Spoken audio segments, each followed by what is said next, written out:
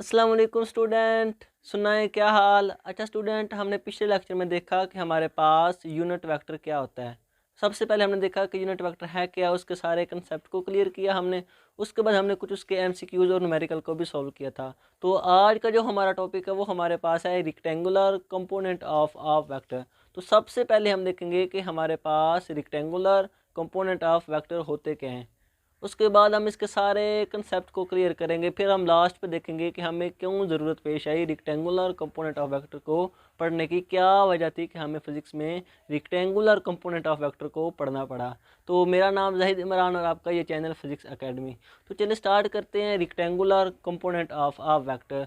तो स्टूडेंट, जिस तरह हमें नाम से ही पता चल रहा है रिक्टेंगुलर कंपोनेंट ऑफ वेक्टर, तो ये जो कंपोनेंट होंगे वेक्टर के, रेक्टेंगुलर का मतलब ही ऐसी क्वांटिटी जिन क्वांटिटीज़ के दरमियान हमारे पास एंगल 90 का हो, म्यूचुअली परपेंडिकुलर हो, तो उन दो क्वांटिटीज़ को हम कहते हैं, उन दो वेक्टर को कहते हैं कि ये वेक्टर हमारे पास आपस में रेक्टेंगुलर है, 90 के एंगल पर हैं। तो इसको समझने से पहले हम एक छोटी सी प्यारी सी एग्जांपल को समझते हैं ताकि आपको फील आ जाए। आगे तो बस इजी है, इतना मसला नहीं होगा। लेकिन सबसे जो पहला काम है वो ये है कि हमने कंसेप्ट क्लियर करना है कि रेक्टेंगुलर कंपोनेंट ऑफ वेक्टर होता क्या है। तो इसको हम देखते हैं हमारे पास एक प्यारी सी एग्जांपल से।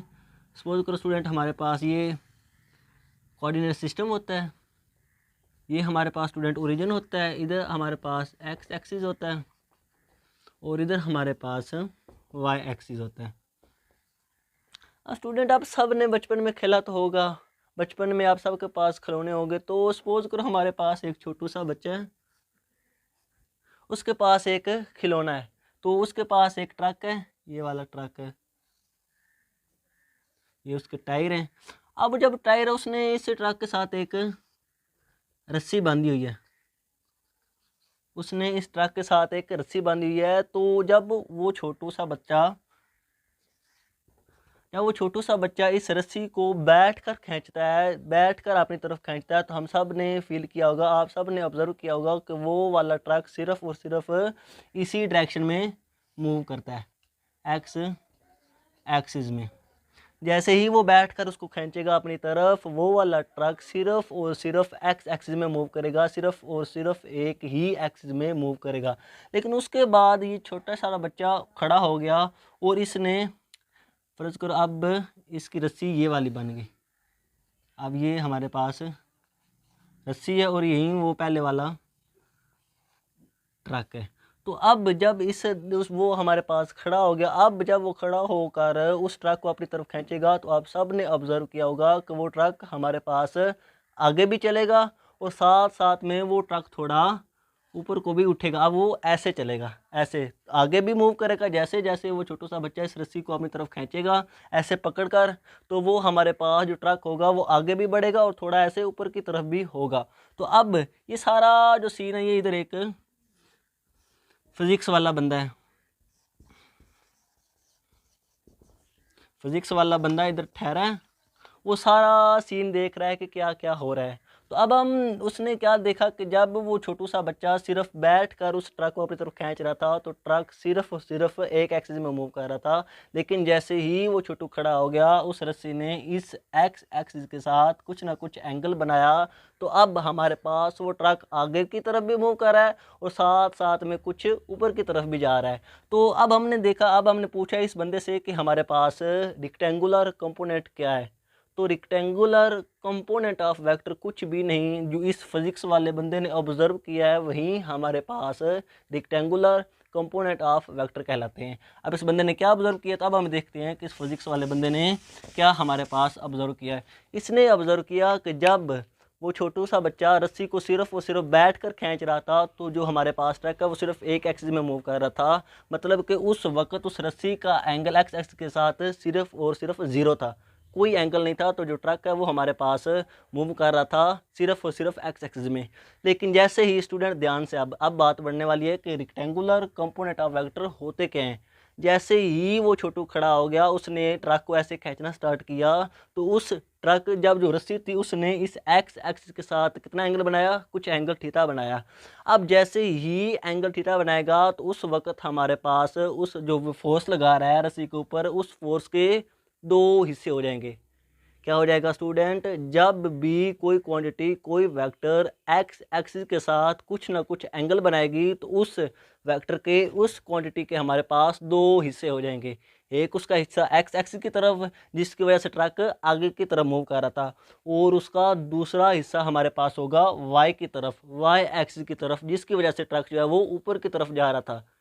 तो क्या इससे पता चला कि जब भी कोई वेक्टर एक्स एक्सिस के साथ एंगल थीटा बनाता है तो उसकी वजह से वो वाला वेक्टर दो हिस्सों में डिवाइड हो जाता है। एक उसका हिस्सा एक्स की तरफ होता है और दूसरा हिस्सा उसकी हमारे पास वाई की तरफ होता है। और यही जो हमारे पास उस वेक्टर के हिस्से यही हमारे पास कहलाते हैं कंपोनेंट ऑफ वेक्टर। वो जो वेक्टर है जब उसने एक्स एक्सिस के साथ एंगल बनाया तो उसके हिस्से हो गए दो, वहीं दो हिस्से हमारे पास कहलाते हैं कंपोनेंट ऑफ वेक्टर। और रेक्टेंगुलर स्टूडेंट हम इसको इसलिए कहते हैं क्योंकि ये जो दोनों हिस्से थे आपस में 90 के एंगल पर थे। एक उसका हिस्सा एक्स की तरफ जिसकी वजह से ट्रक आगे की तरफ मूव कर रहा था, और जो दूसरा उसका हिस्सा था वो था हमारे पास वाई की तरफ जिसकी वजह से ट्रक ऊपर की तरफ था। तो ये जो दो हिस्से हैं आपस में ये 90 के एंगल पर हैं, इसीलिए हम इसको कहते हैं रेक्टेंगुलर कंपोनेंट ऑफ वेक्टर। तो ये तो था हमारे पास कंसेप्ट कि कैसे वेक्टर के दो हिस्से हो जाते हैं, हमने इसको एक अच्छी सी एग्जांपल से भी देखा। तो अब हम देखते हैं कि ये होते कितने हैं। ये तो हमने बात कर ली कि जब भी वेक्टर एक्स एक्स के साथ कुछ ना कुछ एंगल बनाएगा तो उसके दो हिस्से हो जाएंगे, एक उसका हिस्सा एक्स की तरफ दूसरा वाई की तरफ। अब हम देखेंगे कि उसका कितना हिस्सा एक्स की तरफ गया है और कितना हिस्सा उसका हमारे पास वाई की तरफ गया। अब हम इसको कैलकुलेट करने वाले हैं। तो बुक ने हमारे पास ये सीन बनाया हुआ है। वो कहते हैं कि एक ये रेक्टेंगुलर कोऑर्डिनेट सिस्टम है हमारे पास। वो कहते हैं कि एक ये वेक्टर है, इसको ओरिजिन का नाम ले लो, ये हमारे पास ए है। अब वो कहते हैं कि अगर आप यहाँ इधर खड़े होकर इस वेक्टर के ऊपर लाइट डालें, रोशनी डालें, तो इसका जो साया होगा वो ऐसे नीचे बनेगा। और अगर वो कहते हैं कि आप यहाँ खड़े होकर इसके ऊपर रोशनी डालें तो उसका साया हमारे पास ये वाला बनेगा। तो यहाँ से उन्होंने बुक वालों ने ये कहा है कि इसका साया एक्स एक्सिस में इतना बनेगा और वाई में इतना बनेगा। तो इसका मतलब कि उस वेक्टर के दो हिस्से हैं, एक एक्स में और एक वाई में। हमने देखा भी, हमने एग्जाम्पल से भी साबित किया कि किस तरह वेक्टर के हिस्से हो गए, किस तरह फोर्स जो थी वो ट्रक को आगे की तरफ भी ले जा रही थी और ट्रक को वाई एक्सिस में ऊपर की तरफ भी ले जा रही थी। तो बुक वालों ने ये कहा है। अब हम देखते हैं कि उसके जो हिस्से हुए हैं, उसका जो हिस्सा एक्स एक्सिस की तरफ है, जो वाई की तरफ है, उसकी कितनी मैग्नीट्यूड है, वो कितनी मैग्नीट्यूड के साथ एक्स और वाई कंपोनेंट हमारे पास आते हैं। तो वो कहता है कि ये सपोज कोई एंगल बना रहा है। अब ये हमारे पास बी हो गया, ये हमारे पास सी हो गया, ये हमारे पास एक्स एक्सिस होगा, तो ये हमारे पास ये एक्स एक्सिस स्टूडेंट, और ये हमारे पास हो जाएगा वाई एक्सिस। और इस वेक्टर का जो इधर हिस्सा था वो था हमारे पास ए एक्स, और इस वेक्टर का जो इधर हिस्सा था जो ट्रक को ऊपर की तरफ ले जा रहा था वो हमारे पास था ए वाई।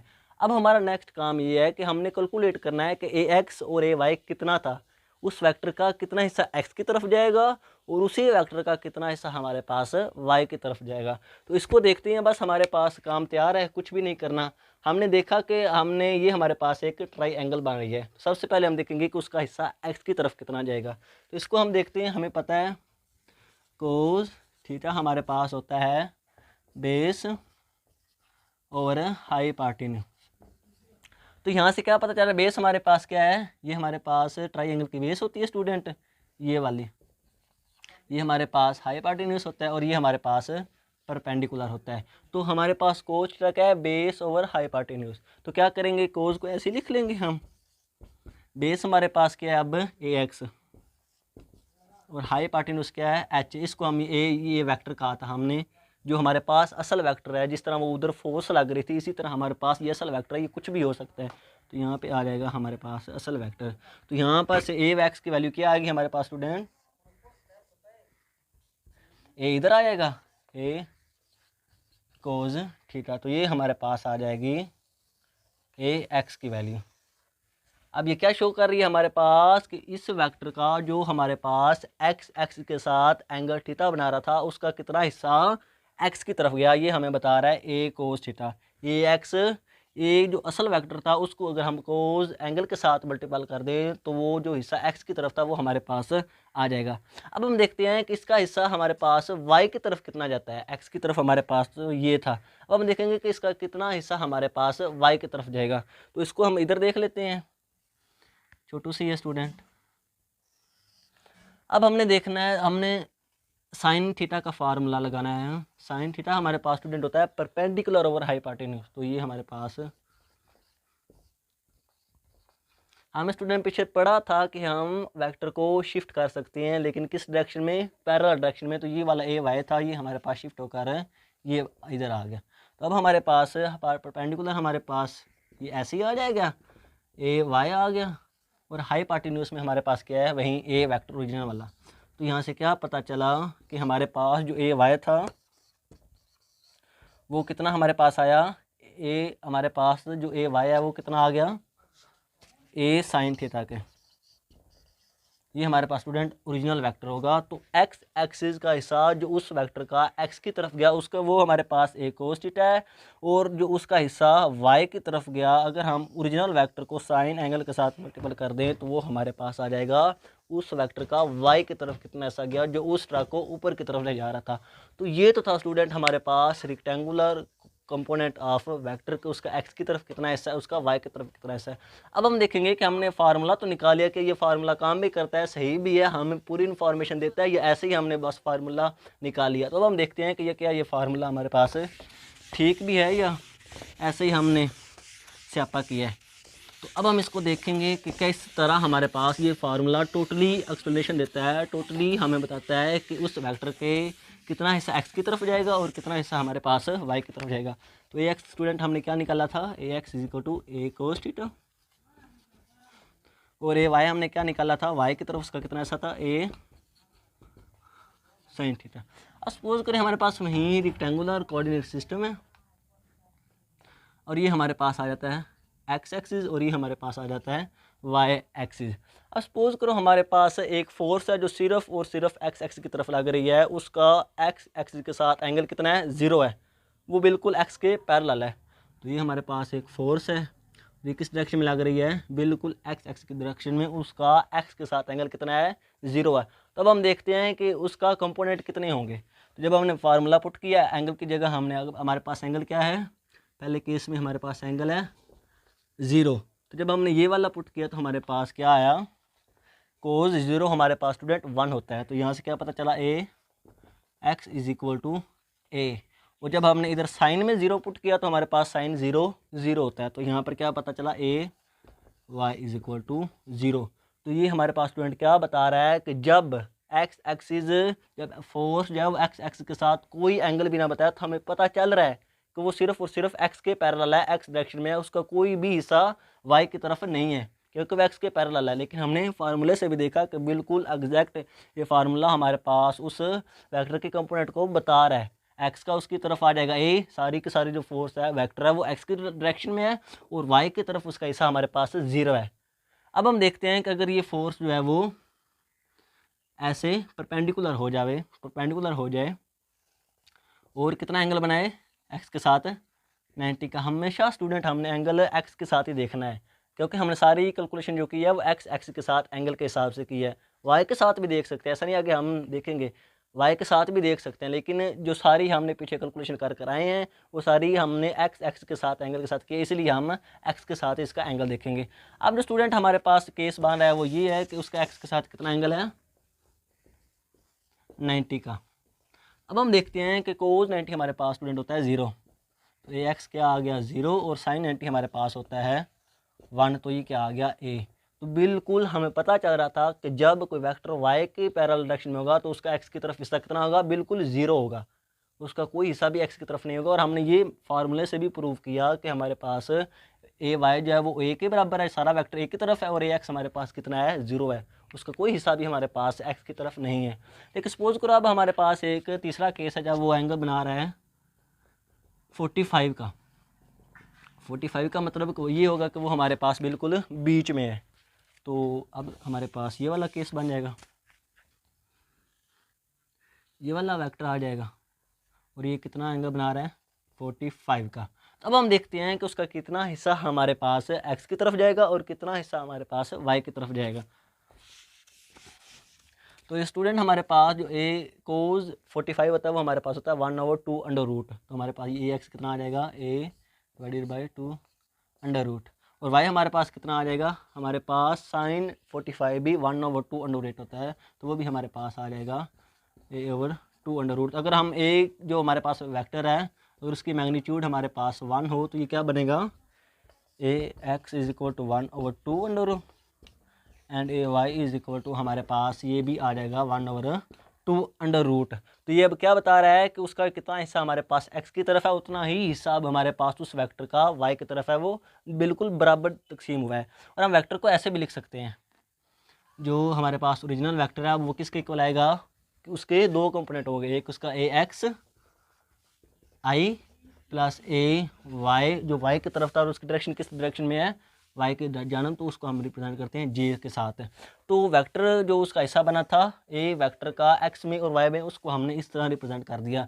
लेकिन अगर हम मैग्नीट्यूड की बात करें तो मैग्नीट्यूड में हम इस तरह नहीं लिख सकते स्टूडेंट, मैग्नीट्यूड में हम बिल्कुल इस तरह नहीं लिख सकते। वेक्टर में तो हमने ये लिख दिया है vector is equal to ax i plus a y j, लेकिन जब बात आती है मैग्नीट्यूड की तो मैग्नीट्यूड में हम इस तरह नहीं लिख सकते। हमारे पास ये वेक्टर की मैग्नीट्यूड कितनी थी, 1, तो इसको हम ये ऐसे बिल्कुल नहीं लिख सकते,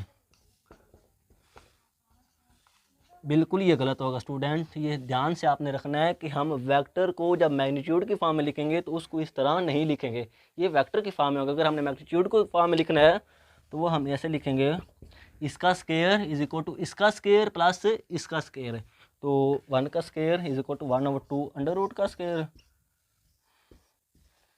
प्लस जो उसका वाई की तरफ था उसका स्क्वायर, और इसके ऊपर सारे के ऊपर हमारे पास आ जाएगा अंडर रूट।